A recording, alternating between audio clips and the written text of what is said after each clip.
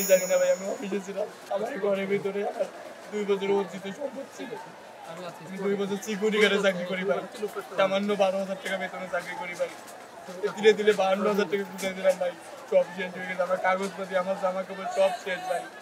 আমি শুধু জামাটা পরে আছি এটাই, তাছাড়া কোনো কিছু আমার নাই ভাই। না ভাই, আমি মাত্র এখানে আসছি প্রথম। আমার পরিবারের সদস্য বলতে আমি শুধু একা ঢাকা থাকি, আমার কেউ নেই। আমার শুধু 2 বছরে যা আমি ইনকাম করছি, যা ভবিষ্যতের জন্য গুছাইছিলাম, সব ভাই শেষ হয়ে গেছে। তাছাড়া কিছু আমার শেষ হয়নি, তাছাড়া অন্য কোনো কিছু আমার শেষ হয়নি। ছবি আমার বাপের ছবি ছিল, আমার বাবা মায়ের ছবি ছিল। তাছাড়া আমার আর কোনো ক্ষয়ক্ষতি হয়নি।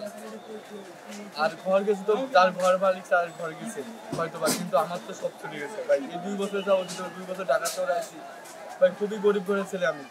গ্রাম থেকে এখানে এসে পড়ে রয়েছি ভাই, শুধু জাস্ট একটু ভবিষ্যৎ গড়ার জন্য। কিন্তু সেই ভবিষ্যৎটাও আজকে আগুনে নিয়ে গেছে ভাই। এখন নিজের বলতে আর কিছু নেই ভাই, আবার পথের ফকির হয়ে গেলাম ভাই। মোবাইলে আমার কাছে আছে, কিন্তু তো ওখানে তো আমার যে একটা ফ্রেম ছিল ভাই, বাবা মায়ের সাথে আমার যে একটা ছবি ছিল ভাই, তো সেই ছবিগুলো তো আর থাকলো না ভাই। এটা ফ্রেম আকারে ছিল, সেটা তো আর থাকলো না ভাই। আর আমার যে স্কুল সার্টিফিকেট বা আমার লেখাপড়ার যে সার্টিফিকেট ছিল, সব সার্টিফিকেটগুলো শেষ হয়ে গেছে। এখন বলে কইতে এগুলো ফেরত আসবে না বা এগুলো কখনো কেউ ফেরত দিতে আসবেও না, বা আমি চাচ্ছিও না। কিন্তু আমাদের মানুষের কোনো ক্ষয়ক্ষতি হয় না, এটাই সবচেয়ে বড় কথা ভাই। কারণ আগুনটা ধরছে বেশিরভাগ দুপুর সময়।